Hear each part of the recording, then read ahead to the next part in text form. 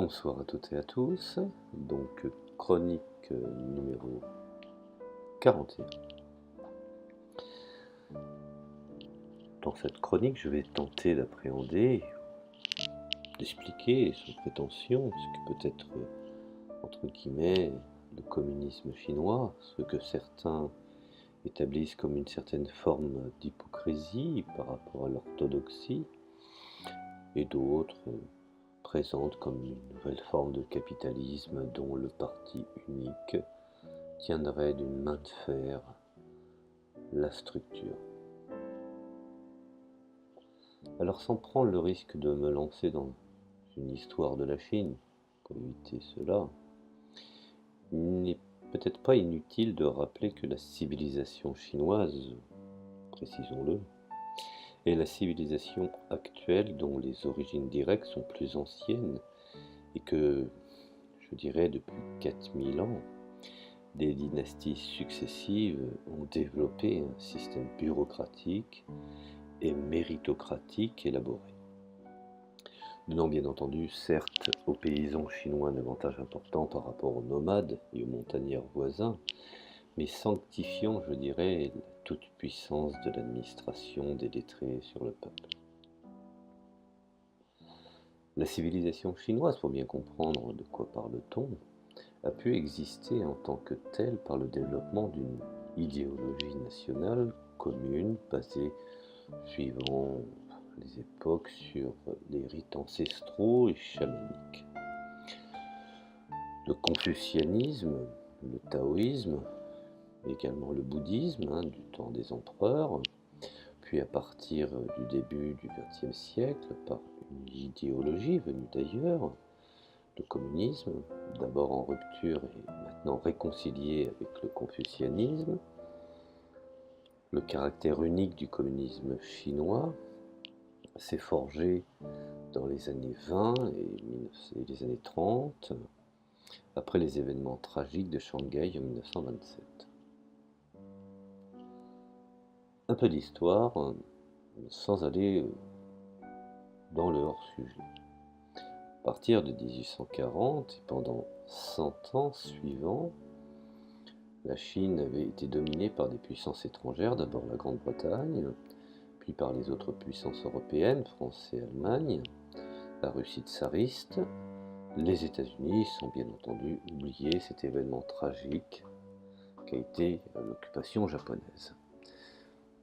Et qui finalement se sont tour à tour ou ensemble impliqués dans le démembrement de la Chine impériale. Les conséquences sont encore aujourd'hui très présentes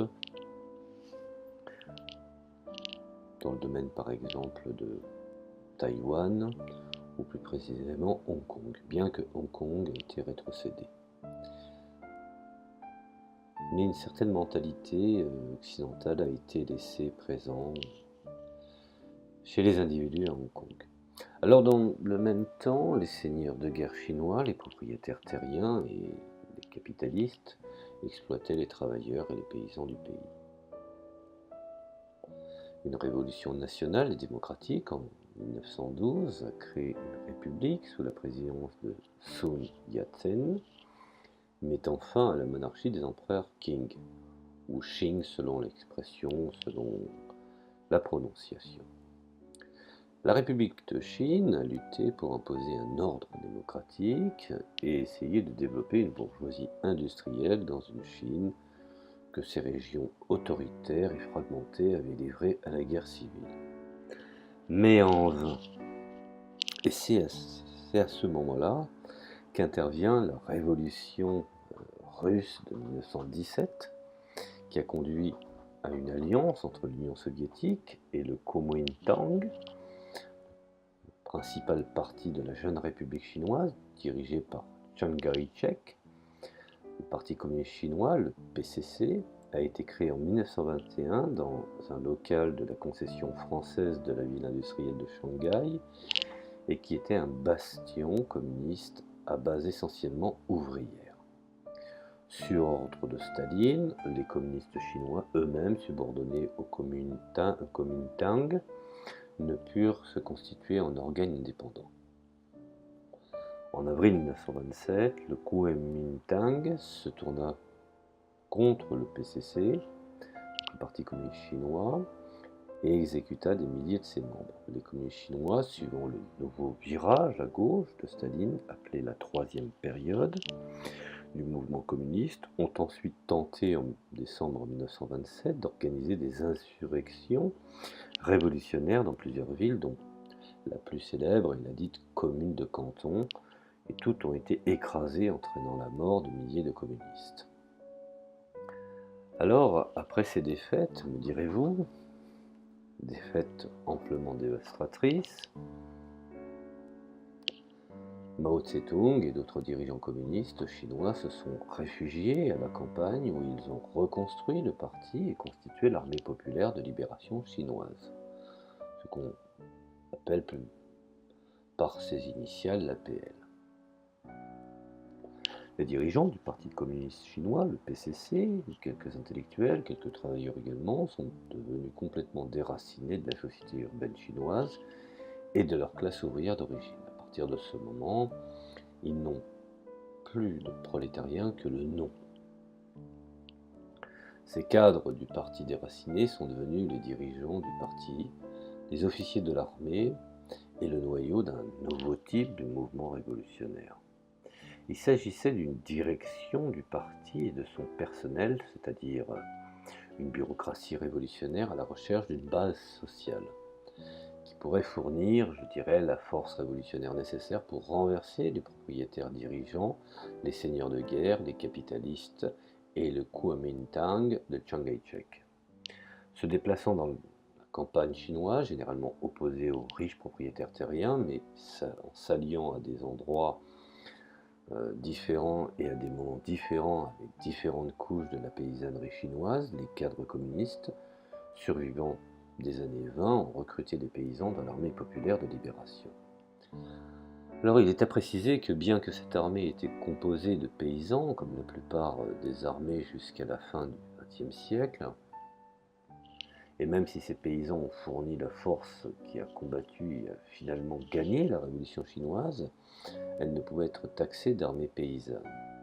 Et la révolution ne pouvait être qualifiée de paysanne au sens politique, pas plus qu'ouvrière, comme nous l'avons vu un peu plus haut. Bon. Alors, en effet, ni les paysans ni les ouvriers n'ont écrit son programme et aucun d'entre eux n'a assuré sa direction et exercé un quelconque contrôle démocratique sur le Parti communiste chinois et également l'armée populaire de libération. Alors, partout où l'armée populaire de libération est allée, c'était un corps d'hommes armés, mieux organisés, mieux occupés et mieux équipés, et plus puissants que les collectivités paysannes, ouvrières qu'elle a rencontrées, capables d'imposer sa volonté politique sur la campagne et les villes par le biais de son programme politique et une forme de combinaison de manœuvres politiques et de puissance militaire. Alors nous en arrivons bien entendu inévitablement à la longue marche de 1934 à 1935 de l'armée populaire de libération, en réalité les marches des trois armées convergentes, du sud et de l'est vers l'ouest de l'armée, je dirais, de la Chine, à Yunnan, dans le Shaanxi, a représenté la consolidation de ce parti armé communiste, l'armée en tant que parti. Alors, avec l'invasion japonaise de la Chine à la mi-1937 et le déclenchement de la Seconde Guerre sino-japonaise, les communistes se sont retrouvés non seulement à lutter contre le Kuomintang, mais aussi contre les Japonais. Bien que les deux armées, celle du Kuomintang et celle de l'armée populaire de libération, étaient supposées alliées contre les Japonais, il y avait en réalité une lutte triangulaire pour contrôler la Chine. Elle s'est poursuivie jusqu'à la fin de la guerre en 1947. Chiang Kai-shek et le Kuomintang étaient plus soucieux de défendre les propriétaires et les capitalistes contre les communistes que de lutter contre les Japonais. Après la défaite des Japonais, la stratégie communiste était de continuer à étendre le contrôle sur la campagne pour prendre, je dirais, à la toute fin le contrôle des villes. À leur arrivée dans les villes, les autorités communistes chinoises ont distribué des brochures aux travailleurs et aux masses urbaines en leur disant de ne pas se battre et de ne pas s'emparer de leurs usines, mais plutôt d'obéir aux ordres du Parti communiste chinois. Le plus grand souci, il faut être clair là-dessus, ce qu'on peut en tirer de cette idée, c'est que le plus grand souci des communistes était de gagner la confiance et le soutien de la classe capitaliste, de rétablir la production industrielle. Les communistes ne voyaient aucun rôle à la classe ouvrière dans les étapes finales pour prendre les villes chinoises entre 1945 et 1949. Le Parti communiste chinois et l'Armée populaire de libération, ayant contribué à la lutte contre les Japonais ayant ensuite battu le Kuomintang, ont réussi en 1949 à prendre le contrôle de toute la Chine à l'exception de l'île de Taïwan vers laquelle Chiang Kai-shek et le Kuomintang se sont retirés. Le Parti communiste chinois a mené une révolution nationaliste à la victoire, ce qu'on pourrait qualifier un peu comme à l'époque de Staline, la Grande Guerre patriotique, instaurant un nouvel État qui encore aujourd'hui se nomme de la même façon, la République populaire de Chine, RPC, qui sera bientôt exclusivement sous contrôle des communistes, donc le leadership du Parti communiste chinois, dans la lutte patriotique contre les Japonais, puis dans la guerre civile révolutionnaire que le Kuomintang avait apporté au Parti communiste une énorme crédibilité et le soutien de la majorité du peuple chinois. Vous voyez, on peut être communiste et nationaliste ou patriote. Maintenant, le programme communiste de réforme agraire, prenant les terres des propriétaires, distribuées aux paysans, était au centre de son programme révolutionnaire. En 1952, par exemple, la réforme agraire était accomplie. Les terres avaient été distribuées aux paysans et la classe propriétaire foncière éliminée. En 1956, 15 ans plus tôt que prévu, 97% des terres avaient été collectivisées. Bon. Bien que le Parti communiste ait d'abord tenté de convaincre, je dirais, la classe capitaliste, une fois au pouvoir à partir de 1952, il a foncé avec détermination, comme un bout en train et rapidité pour éliminer rapidement, je dirais pratiquement, toutes les entreprises privées. Donc en 1956, la classe capitaliste a cessé d'exister. Soyons honnêtes, le coût de ces campagnes pour mettre fin au féodalisme rural et au capitalisme était néanmoins énorme en termes de vie humaine. On estime, soyons logiques, à plus d'1 million le nombre de morts entre 1949 et 1953 lors des campagnes contre les droitiers et les propriétaires. En 1952, tous les autres partis sont interdits, ce qui donne finalement au fond au Parti communiste chinois le monopole du pouvoir politique. La direction communiste chinoise, soutenue par l'Union soviétique, avec laquelle elle avait signé un pacte en 1950, avait créé un État qui ressemblait au régime trait pour trait de Staline. Le Parti communiste chinois contrôle l'État et l'État contrôle l'industrie et l'agriculture. Le Parti communiste chinois a aussi pris le contrôle des syndicats et toutes les organisations sociales. Le nouveau parti unique n'a pas toléré d'organisation indépendante, quelle qu'elle soit. C'est un peu la différence avec d'autres régimes socialistes ou communistes des pays de l'Est, tels que par exemple la RDA, qui tolérait effectivement l'organisation d'opposition au sein même, je dirais, de l'État.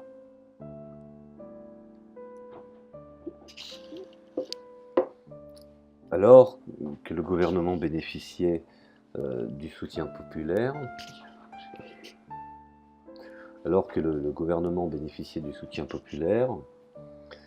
et qu'il y avait un degré élevé de participation dans les institutions et les activités organisées par le Parti communiste, il n'y avait pas de démocratie nulle part. Bon. La société avait été collectivisée par l'État, qui était le contrôle, voire même contrôlé, je dirais même mieux, par la bureaucratie du Parti communiste chinois. Comme l'Union soviétique, la Chine n'était ni capitaliste, ni réellement socialiste ou en voie de socialisation. C'était une société collectiviste, bureaucratique, hostile à la fois au capitalisme et à un socialisme en devenir. également plus vulgairement appelé par certains spécialistes un communisme bureaucratique, ou un communisme d'État, que certains trotskistes ont qualifié comme un capitalisme d'État. Alors, nous en arrivons effectivement aux politiques, parce que Mao a, dans sa période, dans son existence plus exactement, a pratiqué plusieurs politiques. Avec les classes des propriétaires et des capitalistes éliminés, la classe ouvrière et la paysannerie subordonnée au Parti communiste chinois, Mao et les dirigeants communistes pouvaient maintenant utiliser l'État pour mettre en œuvre comme un outil permettant d'atteindre leurs objectifs, plus particulièrement accroître la productivité et élever le niveau de vie du pays. Alors, comme toutes les classes dirigeantes, même problématique, la classe bureaucratique dirigeante de la Chine a estimé qu'elle savait ce qui était le mieux pour le pays, le mieux pour elle-même en tant que classe et le mieux pour le reste, bien entendu. Mao, donc la politique, a dominé la Chine pendant la majeure partie de la période post-révolutionnaire, a imposé, je dirais, d'en haut ses politiques au pays, parfois sans consultation de la direction du parti, et toujours sans consultation des membres du parti ou de la population générale. Ce qu'il faut comprendre dans l'essence du maoïsme, c'était le volontarisme, l'idée selon laquelle la bureaucratie du Parti communiste chinois, par la force de la volonté, pourrait permettre de surmonter les difficultés liées au sous-développement, pousser la société vers le socialisme et finalement arriver au communisme. Ce qui a été finalement au fond tous les objectifs de tous les gouvernements socialistes qui avaient, je dirais, comme dynamique l'espoir, par l'accession de différents paliers, d'arriver au communisme. Tout comme aujourd'hui, les capitalistes, un peu dans la même logique, essayent d'arriver par différents paliers au capitalisme qui serait le rêve de tous et dont la société permettrait une subsistance et un bonheur parfait. Ouais. Alors, revenons aux politiques de Mao, aux différentes politiques de Mao. Le plan, je dirais, le premier plan, qui était le premier plan quinquennal de 1953-1958, montra une expansion de l'économie, mais le rythme n'était pas assez rapide pour Mao. Alors qu'il se préparait à pousser encore plus fort, Mao était devenu président de la République populaire de Chine en 1954. Pardon. Et durant son mandat, il s'évertua à travailler et à éliminer toute opposition. La campagne des 100 fleurs, rappelez-vous, de 1956 à 1957, soi-disant pour encourager la créativité et entendre la critique des intellectuels chinois, s'est avéré être un guet-apens finalement.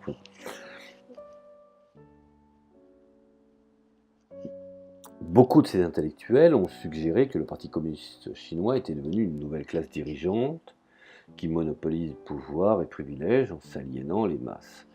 D'autres, par contre, ont suggéré que les responsables du parti étaient des privilégiés et avaient reçu des traitements préférentiels et par voie de conséquence avaient traité la population comme des sujets soumis. Ou pour utiliser, je dirais, le mot de certains esclaves, ces dissidents, après s'être affichés en toute transparence et franchise, furent éliminés. Vous voyez, j'essaye d'être objectif, mais il faut ne pas oublier que la Chine, qu'on le veuille ou qu'on ne le veuille pas, et ça on ne le dit pas, a sorti de la misère 900 millions d'individus. Que les choses soient claires là-dessus. Alors désormais, pleinement responsable de l'État, Mao a lancé son grand bond en avant en 1958. Alors effectivement, beaucoup d'encre a été utilisée pour expliquer, condamner le fameux bond en avant, ce que d'autres ont appelé le grand bond en arrière. Donc le grand bond ou l'avance hasardeuse, comme certains se sont permis de le dire, comme on l'appelait aussi, avait pour but de transformer la Chine rapidement d'une société agricole à une société industrielle. Alors ce qui est assez étonnant, c'est que c'est vrai qu'effectivement beaucoup de sacrifices ont été faits, Mais ces premiers moyens que Mao a mis en place, qui n'ont pas été effectivement sans douleur, ont permis aujourd'hui à la Chine d'être ce qu'elle est finalement, au fond. Alors, de nouvelles technologies agricoles ont été introduites dans les fermes collectives, tandis que les communes, tout au long de je dirais de la campagne, s'engageaient dans une production industrielle décentralisée. Dans tout le pays, il y aurait des mini-hauts-fourneaux, des micro-aciéries, avec l'idée de dépasser la production de la Grande-Bretagne et des États-Unis respectivement. Bien entendu, cette date que Mao s'était fixée entre 7 et 15 ans. Et donc le grand bond s'est avéré finalement au fond, finalement, pas le résultat escompté. Alors, je ne peux pas, je ne me permettrai pas de camoufler, effectivement, et de reconnaître que ce n'a pas été sans conséquence, et cela a conduit effectivement à une certaine famine, mais je dirais au moins à la mort de 30, peut-être même de 40 millions de personnes. Bon. Alors après la débâcle du Grand Bond, Mao est remplacé par Liu Shaoqi à la présidence, ce qui déclenchera une longue lutte pour la direction du Parti communiste chinois entre les volontaristes maoïstes et les politiques de Liu Shaoqi, basés sur le modèle d'industrialisation soviétique. En 1966, Mao lance la grande révolution culturelle prolétarienne, en apparence une lutte contre la culture traditionnelle chinoise, contre les éléments capitalistes dans une société chinoise et contre la corruption de la bureaucratie au sein du Parti communiste chinois. Mais en réalité, une tentative de Mao pour reprendre finalement au fond le contrôle du parti et de l'État, succession d'événements très complexes impliquant la lutte, je dirais, de différentes factions au sein du parti, la lutte des classes et celle des générations, ainsi que, je dirais, le conflit des différences ethniques et religieuses. Tout cela, bien entendu, dans un cadre de la révolution culturelle qui a finalement eu un coût extrêmement, je dirais, important. Mao était devenu encore, pendant cette période, le centre d'un culte de la personnalité qui était pratiquement une religion à son pouvoir. Il faut savoir que dans la croyance chinoise, confucianiste, le respect des anciens est quelque chose d'important. Et qui plus est quand cet ancien est décédé. On ne critique pas un ancien qui a été, je dirais, une figure importante, qui plus est quand elle est décédée. Ça, pour que les choses soient claires là-dessus, parce qu'il faut bien comprendre qu'on est dans ce qu'on appelle, depuis le 19e congrès de Xi Jinping, nous sommes dans un modèle de socialisme à la chinoise.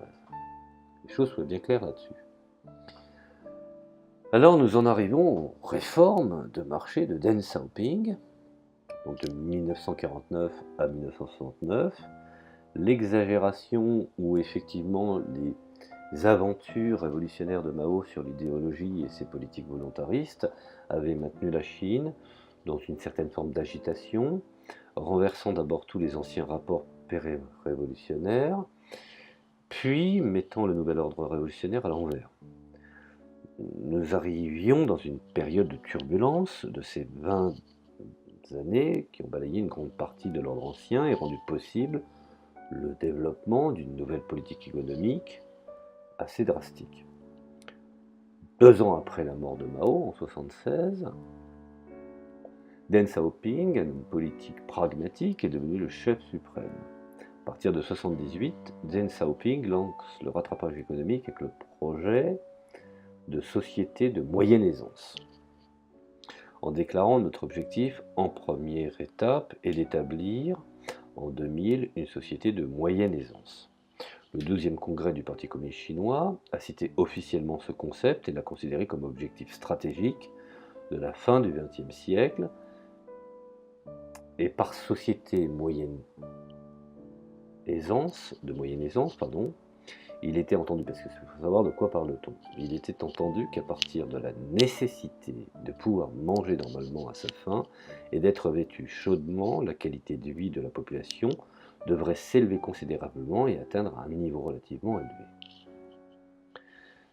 L'objectif d'ensemble pour réaliser totalement le projet de société de moyenne aisance implique que le PIB puisse doubler par rapport à l'année 2000, l'industrialisation soit réalisée et la puissance nationale s'inscrive dans les 3 premiers classements des puissances mondiales tout en réalisant bien entendu un cercle vertueux du développement durable. Bon.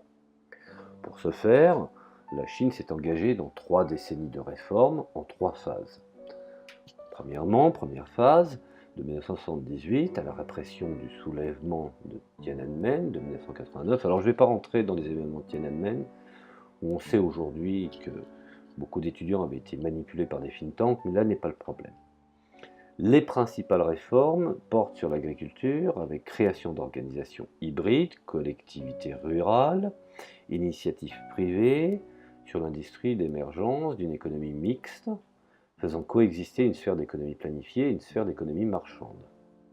Essentiellement, bien entendu, de micro-entreprises, on appelle en chinois Getibu, sur l'amélioration de la productivité du secteur public, en développant l'autonomie de gestion et surtout sur l'ouverture de la Chine aux produits techniques et aux capitaux étrangers à travers l'établissement de zones économiques spéciales, les fameux ZES. Alors je tiens à préciser, en ce cas d'espèce, que quand on parle d'économie hybride ou quand on parle d'économie mixte, il faut bien savoir de quoi parle-t-on. Il faut savoir qu'il y a des fausses entreprises privées en Chine. Elles sont privées dans le mode de fonctionnement, je dirais, de seuil, mais elles appartiennent ou elles sont sous, je dirais, sous observation ou sous commandement du communisme décentral, et donc par voie de conséquence, elles sont sous gouvernement, sous système public. Donc ce ne sont pas vraiment des, je dirais, des entreprises privées. Alors nous avons effectivement dans les provinces côtières le succès provoqué toutefois de nombreux phénomènes de déstabilisation économique, puisqu'il y a eu quand même une ouverture, ce qui fait quand même la nuance entre le Parti communiste chinois et le Parti communiste en Union soviétique, à l'époque de Gorbatchev, c'est que les Chinois ont libéré l'économique tout en maintenant le politique, tandis que les Soviétiques ont fait le contraire. Mais on sait pertinemment que quand on libère le politique, l'économique suit. Tandis que là, on libère l'économique, mais on maintient le politique d'une main de fer. Alors je disais que, bien entendu, ce changement d'orientation a créé des phénomènes de déstabilisation économique, ainsi que des résistances parmi les éléments les plus conservateurs du Parti communiste, comme parmi les ouvriers d'État, lésés dans leurs privilèges, ou les bureaucrates menacés dans leurs prérogatives, avec récupération des frustrations par des adeptes de la libéralisation des institutions, d'où je dirais, les événements de Tiananmen et la reprise en main par les conservateurs du parti qui écrasent les manifestations. Alors, bien entendu, ces réformes ont été gelées pendant une période de 3 ans. Ensuite, nous en venons à la deuxième réforme, qu'on appellera la réforme de Deng Xiaoping, la fameuse réforme de 1992, dont effectivement ce dernier reprend l'initiative, mais avec le souci de préserver le pouvoir du parti, avec l'instrumentalisation des mécanismes du marché au service du régime communiste, affirmation que l'économie de marché n'est pas incompatible avec le socialisme, et création de la formule désormais célèbre, l'économie de marché socialiste. En parallèle à une réforme du système bancaire, la période est marquée par le désengagement de l'État de 130 000 petites moyennes entreprises avec la création de PME à capitaux privés et la réorganisation de 10 000 entreprises d'État les plus prospères, les dégageant de leur responsabilité sociale d'unité de travail, le Danwei, et des coûts y afférents. Rappelez-vous ce que je vous disais tout à l'heure, il n'y a pas de... Ce sont des fausses entreprises privées. Tout ça, bien entendu, est sous le contrôle du Parti communiste chinois. Et nous en arrivons à la troisième réforme. La troisième phase de cette période de rattrapage s'ouvre avec l'accession de la Chine à l'OMC, en 2011 me semble-t-il, qui oblige le pays à de nouvelles réformes en matière de droit des affaires, et je dirais même à la levée des restrictions en matière d'investissement étranger. Bien entendu, cela ne va sans dire, la période notamment est marquée par la priorité donnée à l'urbanisation et à l'industrialisation à outrance. Avec pour résultat un réel bond en avant de l'économie chinoise, avec des taux de croissance du PIB dépassant 10% des échanges extérieurs, augmentant in fine de 30% par an, des investissements étrangers dépassant les 100 milliards de dollars par an, et le développement des premiers investissements des grandes entreprises industrielles et financières chinoises à l'étranger.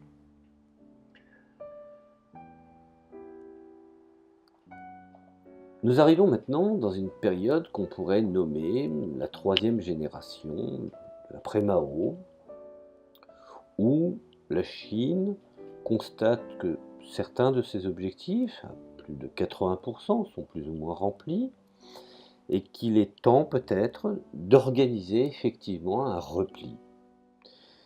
Et pourtant, c'est à cette même époque de succès économique et financier sans précédent que le président Jiang Zemin, qui a succédé à Deng Xiaoping en 1992 en tant que président avec Li Peng puis Zhu Rongji, successivement comme Premier ministre, effectue un repli sécuritaire, accentue la répression des dissidents et proclame, je dirais, hors la loi, la fameuse secte connue, les Falun Gong. Bon.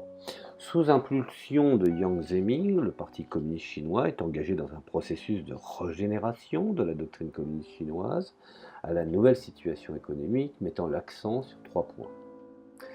Premièrement, l'intégration selon la théorie dite des 3 représentativités, des nouvelles forces montantes, entrepreneurs privés, managers, techniciens spécialisés, etc. Dans le parti, cette théorie explicite les 3 catégories que le Parti communiste se doit de présenter.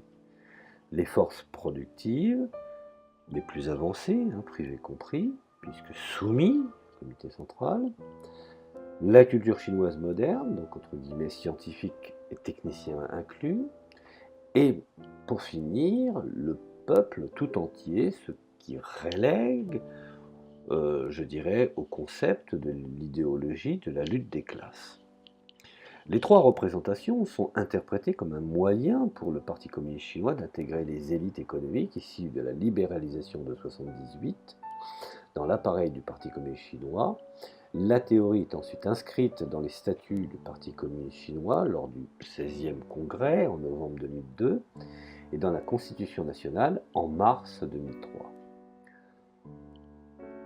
Nous avons également en 2 l'élaboration d'une nouvelle morale sociale après l'effondrement de l'idéologie maoïste, et enfin, en 3, l'intensification de la lutte contre la corruption. Alors, concernant ce dernier point, la lutte contre la corruption, de toute façon, elle est humaine, et je dirais qu'elle est pratiquement institutionnalisée dans certains pays de l'Occident, à commencer par les États-Unis. Comme elle est institutionnalisée, voire codifiée, voire même, je dirais, elle devient, je dirais, un droit coutumier, alors ce n'est plus de la corruption.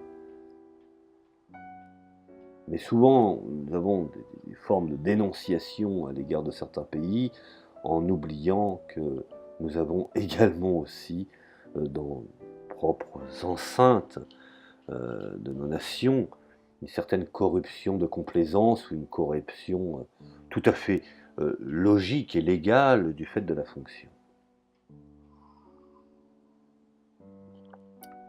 Je voulais réparer cette injustice. Concernant ce dernier point, donc la corruption en Chine, bien entendu, plusieurs hauts fonctionnaires et des personnalités politiques au plus haut niveau en ont fait les frais. Notamment lorsqu'éclate en 2000, autour du groupe industriel Yuan Hua, des hommes d'affaires, de Lin Chengxing, le plus gros scandale politico-financier de ces dernières années. Sur le plan extérieur, le régime enregistre des déconvenues, mais aussi pas mal de succès non négligeables. Alors après la génération Mao, celle de Deng Xiaoping, celle de Jiang Zemin, c'est au tour de la quatrième génération de Hu Jintao qui accède au pouvoir comme président avec Wen Jiabao pour Premier ministre. La nouvelle équipe dirigeante hérite d'une situation un peu tendue, avec un chômage un peu persistant, certes des inégalités sociales et régionales accrues, des doléances paysannes et ouvrières, créées par la politique libérale de leur successeur. Donc elle maintient pour objectif la prospérité et le développement, mais infléchit les moyens d'y parvenir en s'assignant pour mission, je dirais, le rétablissement de l'équité et de la justice sociale. Ayant tous deux mené leur carrière dans le comité central, en Chine rurale, Jintao, le Premier ministre, et Wen Jiabao forment un tandem sensible aux questions d'aménagement du territoire et de redistribution des revenus. Ainsi, il sanctionne en 2004, à l'écoute d'un fort mécontentement social porteur d'une vigoureuse revendication d'un état de droit, l'engagement irresponsable des cadres locaux dans une croissance effrénée et annonce une réorientation vers la qualité de la croissance. Assorti bien entendu d'une série de mesures que je dirais au profit des campagnes, ce qu'on pourrait qualifier finalement au fond d'allègement de surcharge fiscale et de suppression des abus dont les expropriations dont sont victimes les paysans. Alors, nous en arrivons au 6e plénum du 16e congrès du Parti communiste chinois, donc le 8 octobre 2006, le président Hu Jintao promet l'harmonie sociale contre les inégalités de corruption. Au plan politique, le numéro 1 chinois entend régénérer le parti en y insufflant davantage de démocratie interne. Des candidats indépendants peuvent désormais se présenter au scrutin, renouvelant les assemblées populaires et des districts, et apporter plus de transparence dans le fonctionnement de l'administration. Comme par exemple l'illustre, je dirais, limogeage de fonctionnaires pour avoir dissimulé l'ampleur de l'épidémie de SRAS. Bon. Alors la société civile chinoise, il faut bien comprendre qu'à ce moment-là, elle commence à acquérir une certaine autonomie dans le domaine de la sphère privée, accès, dirions-nous, à Internet, liberté de voyager et d'étudier à l'étranger, liberté d'entreprendre et décomplexé du phénomène de s'enrichir. La protection de la propriété privée est inscrite dans la Constitution, voire même amendée, me semble-t-il, en mars 2004. Pour autant, l'État détient toujours le monopole de l'activité politique et exclut toute émergence de contre-pouvoirs indépendants, justice, presse, etc., ou toute expression de dissidence ou de contestation.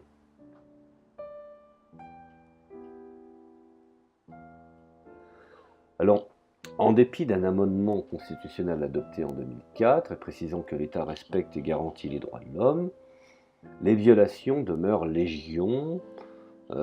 Exaspérés, des militants de droits de l'homme lancent des grèves de la faim en février 2006. Bon, pour ce qu'il en est des droits de l'homme, je pense qu'il n'y a aucun pays qui a le monopole de la bienséance.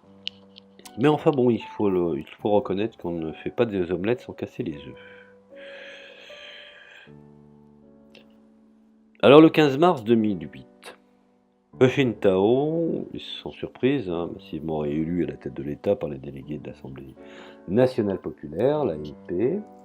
Son dauphin Xi Jinping est élu vice-président. Le lendemain, le Premier ministre Wen Jiabao est reconduit pour un mandat de 5 ans. En 2008, peu de temps après sa réélection, Hu Jintao reconnaît qu'il existe des problèmes économiques de fond en Chine, cause d'un développement instable, déséquilibré, non coordonné, et le plus grave, non durable. Alors il définit plusieurs concepts.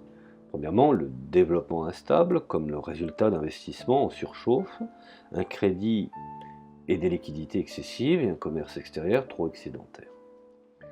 Ensuite, le développement déséquilibré est décrit comme le résultat des disparités économiques et sociales entre les zones rurales et urbaines, et entre les, bien entendu, inévitablement, entre les régions du pays.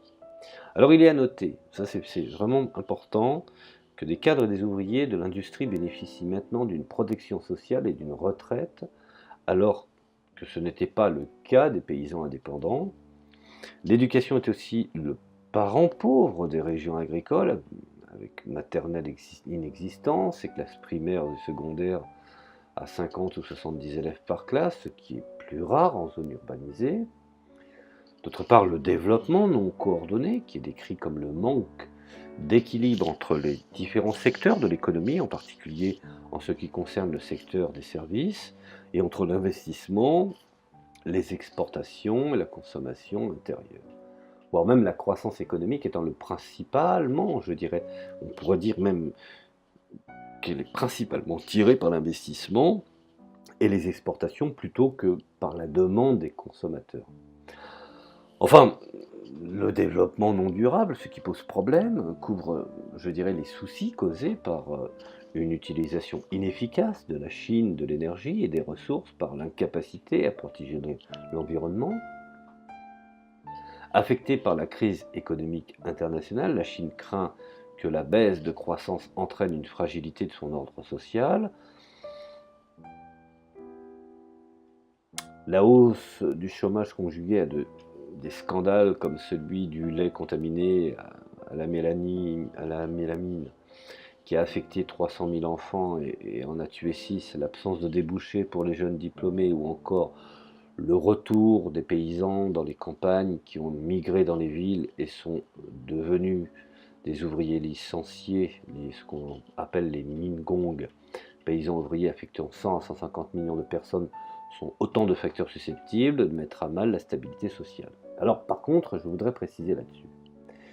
Effectivement, il y a eu beaucoup de paysans qui ont été chassés, par exemple, de Pékin.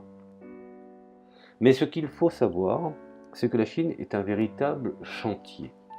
Donc quand les gens ne peuvent plus venir travailler à Pékin, ils peuvent aller à Canton, ils peuvent aller dans d'autres villes, puisque la Chine est en train de développer des chantiers dans les 4 coins de son territoire. Je sais que c'est dur, que certains peuvent comprendre ça comme une injustice, mais du boulot, il n'en manque pas. Et il y a une multitude de secteurs d'activité, à commencer par le bâtiment, qui a besoin de main-d'œuvre, et dont les 4 coins de la Chine sont en développement constant. Alors bien entendu, pour y faire face, les autorités chinoises mettent en œuvre une réforme du secteur rural relativement limitée, mais qui a pour objectif d'accroître le droit des paysans sur leur lopin de terre. Ils pourront notamment le louer pendant qu'ils essaieront, je dirais, de faire fortune en ville. Bien entendu, ils enlèvent le seuil de pauvreté officiel de manière à ce que plus de 40 millions de personnes, contre moins de 15 millions par an, puissent bénéficier de l'aide de l'État. En matière de politique étrangère, paix, coopération, développement sont le leitmotiv de la 4e génération, et également investissement dans ce qu'on appelle une politique multipolaire. C'est une des raisons pourquoi la Chine remplit énormément de contrats et de marchés dans des pays comme par exemple l'Afrique. À cet effet, en tendant participer à l'élaboration d'un monde multipolaire au sein duquel elle cherchait à rayonner, non à dominer, car la Chine, dans ses principes du socialisme chinois, ne tient pas à exporter son modèle, qui est un modèle qui lui est propre. La Chine de Hu Jintao centre sa diplomatie sur les thèmes de paix, de coopération, de développement, ce qu'on peut également qualifier comme le soft power mis en place par les Américains.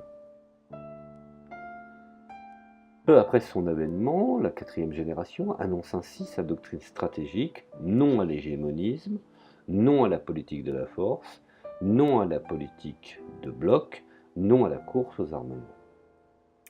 Dans cet esprit, elle prône un objectif de réunification pacifique à long terme qui préside à sa politique vis-à-vis de Taïwan et se mobilise sur des dossiers internationaux tels que les pourparlers avec la Corée du Nord par exemple. À la différence de son prédécesseur, Jiang Zemin, qui privilégiait la relation sino-américaine, Hu Jintao regarde davantage vers l'Europe, l'Asie et l'Afrique. Sous la houlette de la 4e génération, la diplomatie chinoise se manifeste par un pragmatisme entièrement au service des intérêts nationaux.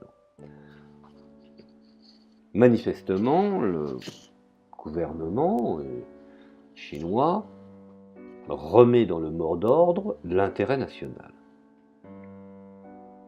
Dans cette optique, l'action extérieure chinoise passe par la recherche des partenaires offrant de nouveaux débouchés à ses exportations, le dialogue resserré avec les pays riches, participation par exemple de la Chine au G8 en juin 2003, et la diversification de ses ressources ou des sources d'approvisionnement en énergie et en matières premières. Cette dernière motive notamment sa politique de rapprochement en direction de l'Afrique où la Chine effectue une percée diplomatique en 2006, année du premier sommet Chine-Afrique où Hu Jintao effectue une visite en février 2009 au Mali, Sénégal, île Maurice, afin d'y réaffirmer ses engagements en termes d'aide pris au sommet de 2006, malgré la crise économique. Elle le fait aussi à l'adresse de l'Amérique latine. Ses 3 principaux partenaires sont le Brésil, le Mexique, le Chili, et bien plus tard le Venezuela, de l'Asie centrale et bien entendu la Russie. Nous en arrivons effectivement à la 5e génération. En 2013, alors que la Chine est entrée dans une phase décisive pour mener à terme la construction in extenso de la société de moyenne aisance, le président nouvellement élu, Xi Jinping, avec son premier ministre Li Keqiang, ne déroge pas à la coutume des dirigeants chinois nouvellement élus d'imprimer leur marque en forgeant leurs propres principes directeurs à l'instar de l'économie socialiste de marché. De Deng Xiaoping et des 3 représentativités de Jiang Zemin, le rêve chinois de renaissance figure parmi les mots d'ordre qui apparaissent désormais de manière récurrente dans leurs discours et dans leurs médias. D'emblée confronté au rêve américain, le rêve chinois fait l'objet d'interprétations diverses. Les unes reprenant la version rassurante du Parti communiste chinois, la construction d'une société prospère et modernisée dans un cadre d'un état de droit rénové, les autres mettant plutôt l'accent ou mettant plutôt en avant le nationalisme et la quête de puissance qui l'inspire, constituant un état fort, mais en aucun cas il n'est mentionné dans les affirmations des nouveaux dirigeants qu'une quelconque transition du communisme vers le capitalisme, fût-il, je dirais, d'État. Alors, bien entendu, où pouvons-nous situer aujourd'hui? Où pouvons-nous qualifier? Ou pouvons-nous dire tout simplement où en est la Chine? Et finalement, ce grand dessein de rêve chinois est affirmé alors que la Chine est parvenue à un moment charnière de son spectaculaire développement, souvenez-vous. De la pauvreté sont sortis 900 millions d'individus. Alors, n'ayons pas peur de le dire, son spectaculaire développement devenant la 2e économie mondiale, voire ces derniers temps, quand on prend les rapports de l'OCDE, elle n'est plus la seconde, mais effectivement la première. Elle doit quand même affronter cependant une série de difficultés.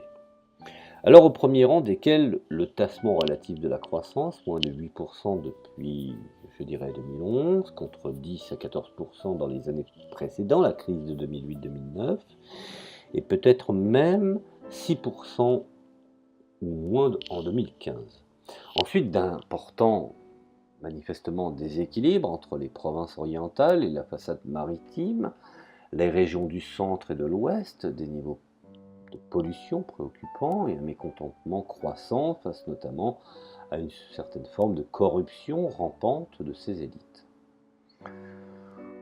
Aussi, est-ce tout d'abord ce fléau de la corruption que Xi Jinping s'attaque afin de combler le fossé entre l'État et les populations et remobiliser cette dernière derrière son programme de réforme? Certains procès sont fortement médiatisés, comme ceux de Liu Zhiyong, ancien ministre des chemins de fer en juillet 2013 et surtout en août 2014, Bo Xilei, ancien secrétaire du comité du Parti communiste chinois pour la municipalité de Chongqing, aux membres du bureau politique du comité central et du Parti communiste chinois, diffusé bien entendu sur le réseau social de Weibo. Cette campagne, qui prend une ampleur nécessitant une création d'une nouvelle agence anticorruption, permet aussi à Xi Jinping de renforcer son pouvoir au sein de l'appareil du parti de l'État et de resserrer son emprise sur l'armée, dont certains dignitaires sont malheureusement également visés. Parallèlement, une nouvelle discipline est exigée des cadres du parti. Cette ligne de masse, lancée en juin 2013 et visant un rapprochement avec le peuple, implique inévitablement une réduction du train de vie des dirigeants contre l'hédonisme et l'extravagance, et la lutte contre le formalisme de la bureaucratie. Alors ces mesures contribuent non seulement à la popularité d'un président affublé du surnom de Tonton Xi, Baxi pour les Chinois, dont la volonté réformatrice trouve toutefois, je dirais, ses strictes limites en matière de liberté d'expression. Alors, si effectivement certaines prisons qu'on pourrait qualifier de camps de rééducation par le travail, les laogai, sont officiellement abolies en décembre 2013, la résurgence d'une propagande contre la propagation des valeurs occidentales ressort dans les mesures adoptées contre les intellectuels, les artistes chinois, ainsi que des recommandations du chef de l'État, telles que l'appel au patriotisme artistique lancé en octobre 2014, ce qui est tout à fait normal. Les Américains ont également aussi des lois antitrust et ont des Patriot Act pour éviter toute agression ou toute infiltration de l'ennemi. Que la Chine ait ce genre de politique, je dirais de protection, cela ne m'étonne pas, puisque les États-Unis l'ont également. Bon, ceci étant, on peut également rappeler à l'ordre que cette reprise en main, notamment, je dirais, lieu pendant le mouvement de contestation en faveur de démocratie qui se développe à Hong Kong entre le mois d'octobre et le mois de décembre 2014. Alors, comment parvenir finalement à une relation saine entre le gouvernement et le marché permettant à ce dernier d'occuper une position décisive, je dirais dans la répartition des ressources, et au gouvernement de jouer un rôle plus équitable, meilleur rôle. Bon. Telle est finalement au fond la nouvelle ligne adoptée par le comité central du Parti communiste chinois en novembre 2013. Nous pouvons observer effectivement l'assouplissement des règles administratives, donnant lieu à l'ouverture progressive du marché financier chinois, le lancement d'une réforme des entreprises publiques, la création de nouvelles zones économiques spéciales, dont la zone de libre-échange de Shanghai, inaugurée en 2013, au 9 septembre me semble-t-il, et sont ainsi parmi les réformes structurelles préconisées par la nouvelle direction politique. Si Xi Jinping hérite de la politique extérieure et de ses prédécesseurs, l'établissement de relations extérieures dictées par le principe gagnant-gagnant est devenu le leitmotiv de la diplomatie chinoise. Bien entendu, soyons logiques, sans rien céder quant à ses intérêts stratégiques, la Chine entend apaiser les craintes ou les méfiances de certains États, plus particulièrement de ses voisins d'Asie du Sud-Est et de ses partenaires de la région Asie-Pacifique. Un exercice pour l'heure encore plus ou moins rhétorique, auquel se livre le président chinois, notamment à l'occasion du sommet de l'APEC, Asia Pacific Economic Cooperation, qu'il accueille à Pékin en novembre 2014. Alors, Si les contentieux commerciaux et politiques concernent les zones de libre-échange concurrentes prônées par Pékin et Washington, où la souveraineté sur la mer de Chine reste pendant que Xi Jinping veut aussi séduire de nouveaux partenaires par ses ambitieux projets, né en 2011 et réaffirmé en 2013, de ceinture économique de la route de la soie et de la route de la soie maritime du XXIe siècle, impliquant de nombreux États, ce vaste programme d'infrastructure est un moyen, je dirais, de consolider les liens avec l'Asie centrale, la Russie particulièrement, avec laquelle les relations se sont réchauffées avec une certaine accalmie et dont les liens sont assez resserrés à la fois sur les plans diplomatiques, comme par exemple même position sur le dossier syrien et économique, sur les accords gaziers, tout en, je dirais, nouant d'autres au Proche-Orient ainsi qu'en Europe,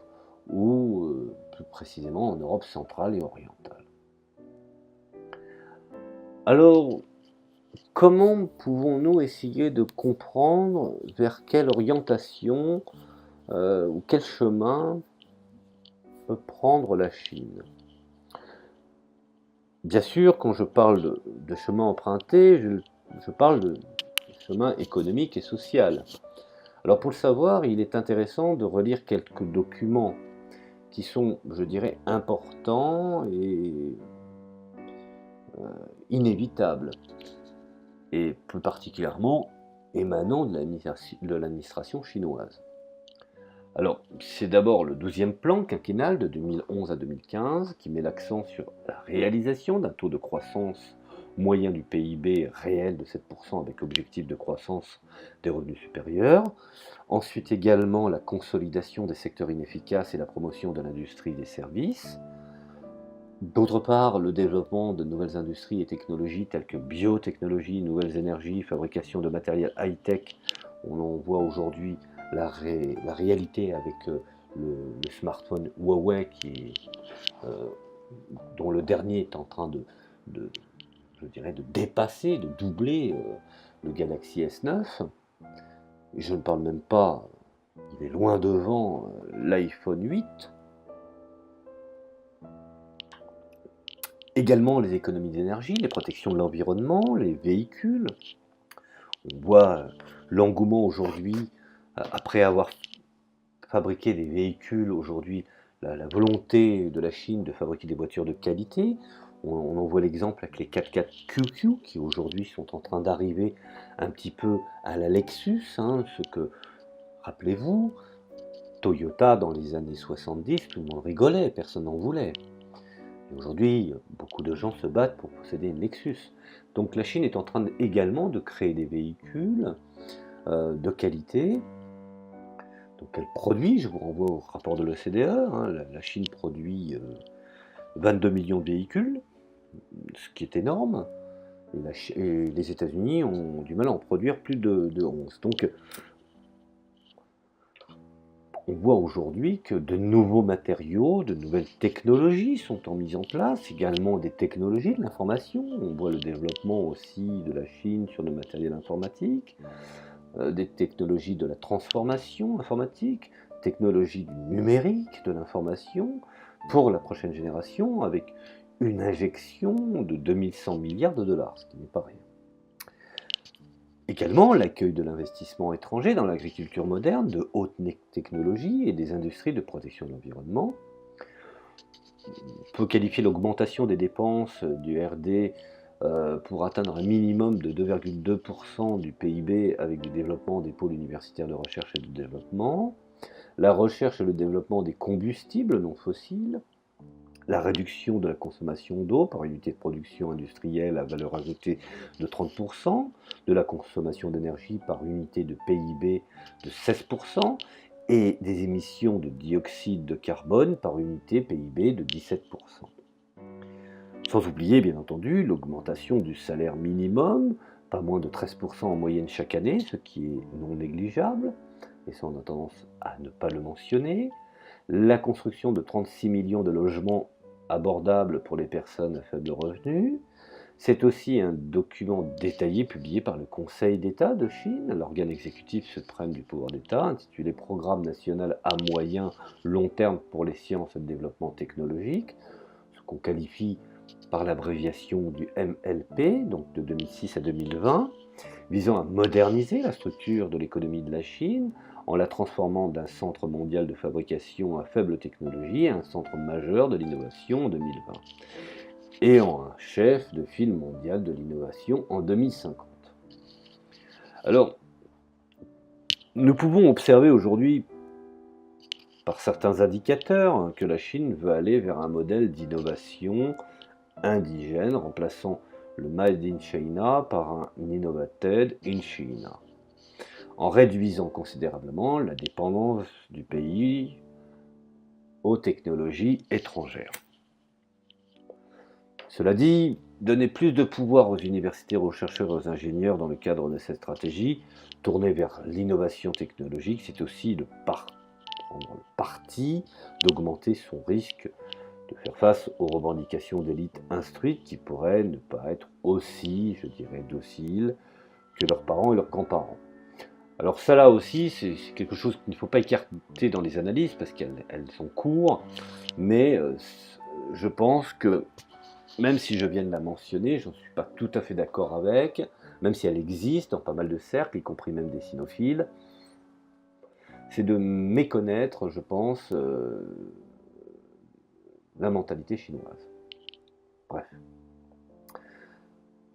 Il faut savoir que le parti réaffirme aussi à cette occasion que le marché a un rôle décisif dans l'allocation des ressources et le droit de propriété publique, non publique, qui sont les éléments clés de l'économie socialiste de marché de la Chine. On y trouve aussi des mesures telles que le droit donné aux entités non publiques à investir dans les entreprises publiques. Rappelez-vous ce que je vous ai dit tout à l'heure, il n'y a que des fausses entreprises du privé.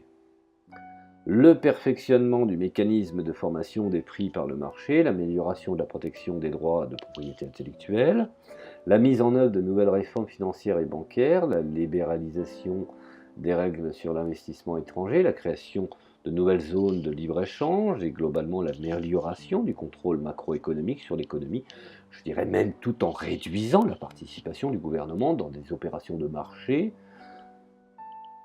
Et toutes ces mesures à fort relent d'économie libérale propre au capitalisme.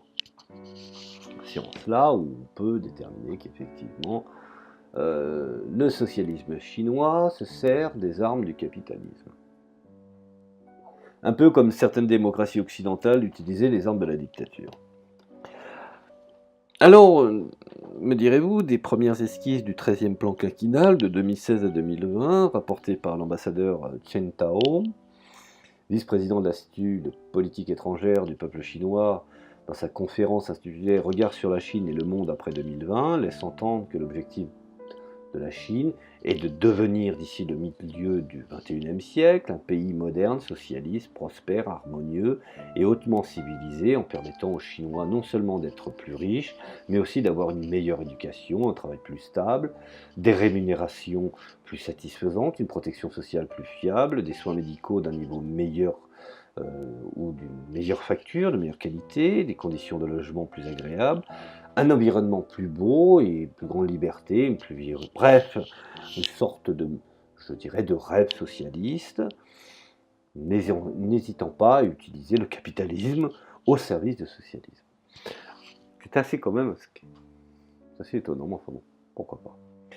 Alors selon les estimations optimistes, mais prudentes à la fin du 13e plan quinquennal en 2020, le PIB global chinois pourrait doubler par rapport à 2010 pour atteindre plus de 14 milliards de dollars avec un PIB par tête de 10 000 dollars contre 313 en 1980 et 7 000 en 2014. Bon, l'auteur indique toutefois qu'une condition nécessaire à cette réalisation est le maintien de la stabilité politique et la soutenabilité du développement économique en Chine.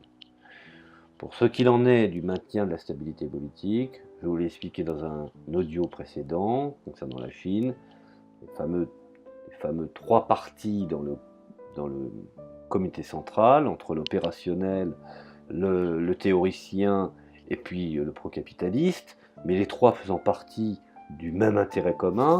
Donc je ne vais pas me répéter là-dessus, je vous invite à regarder une audio précédente, je ne me souviens plus du titre exact de la chronique, mais cela traite effectivement de la Chine. Alors, autrement dit, pas de changement de régime en vue, pas de libéralisation ou démocratisation pouvant être à l'origine des phases de transition, pouvant mener, selon les autorités chinoises, et je les comprends, à un effondrement, voire à une guerre civile généralisée, donc tous auraient à perdre. Mais effectivement, pas de phase de transition, éviter le trouble, et un strict maintien d'un certain socialisme, où le terme communisme n'est plus mentionné, bien entendu, mais pas pour autant que je dirais que le terme de capitalisme n'est pas introduit, pour la simple et bonne raison que le capitalisme n'est qu'un outil utilisé par les Chinois pour servir leur socialisme intérieur. Bon.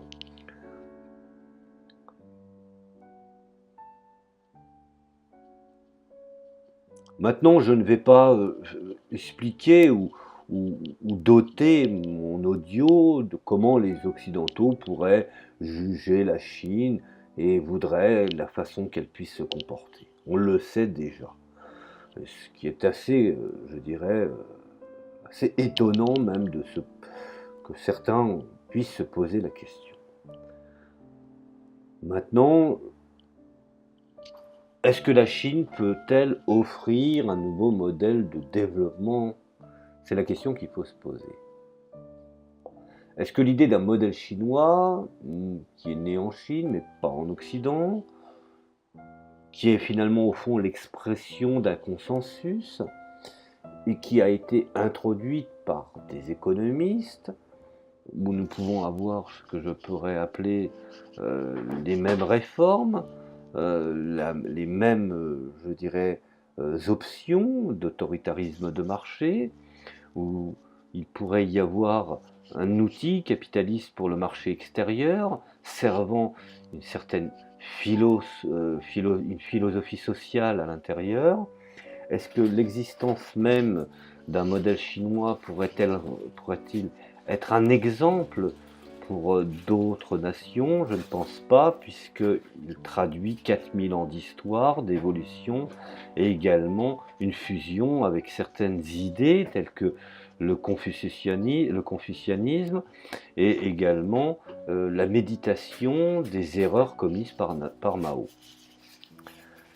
N'oublions pas que tous ces socialismes, entre guillemets, sont des socialismes qui ont inclus à l'intérieur de leur propre conception le phénomène patriotique, réfléchi, et dont l'importance de la nation chinoise est l'élément fondamental.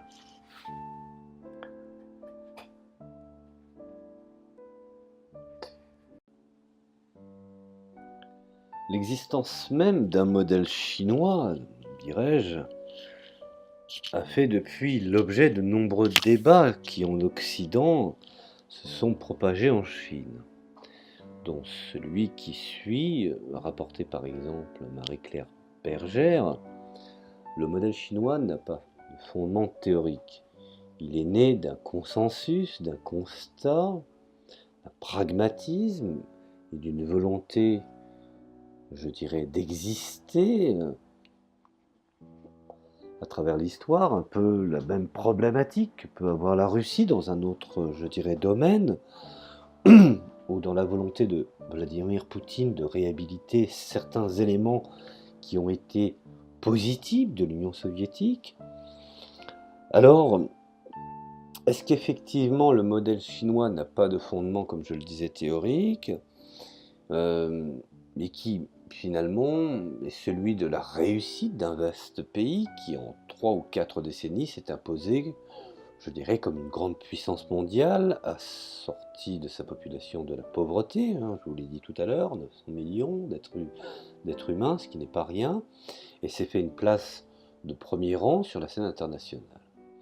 Ce modèle se ramène à des prescriptions pragmatiques, à un ensemble de recettes propres à accélérer le développement de l'économie, tout en sauvegardant l'ordre politique et social, ainsi que la tradition culturelle en place, comme je vous l'ai expliqué tout à l'heure, maintenir le politique du main de fer et libérer l'économie, Bien qu'un tel modèle semble concerner en premier chef, je dirais, les chefs et les pays en quête de développement, il remet aussi en cause la vision que l'Occident avait de lui-même, de l'évolution du monde et des rapports entre individus, sociétés et États.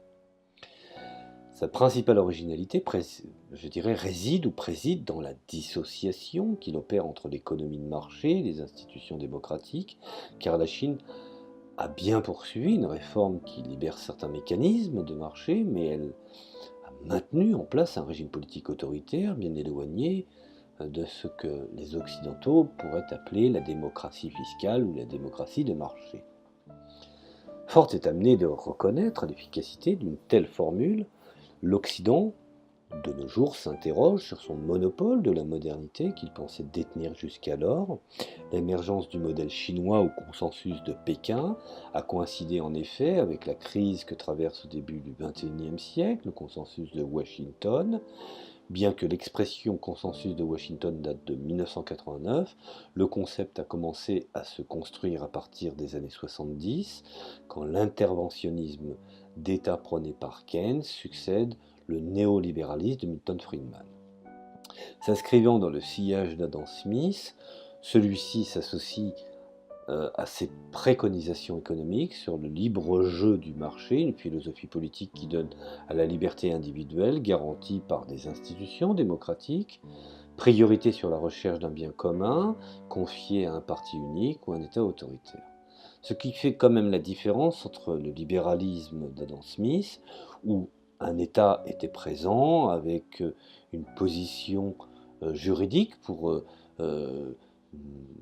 condamner ceux qui pouvaient, je dirais, profiter d'un monopole, avec des lois bien déterminées, et ce qu'on pourrait qualifier du néolibéralisme, où effectivement il n'y aurait absolument plus de loi et la raison du plus fort serait la meilleure.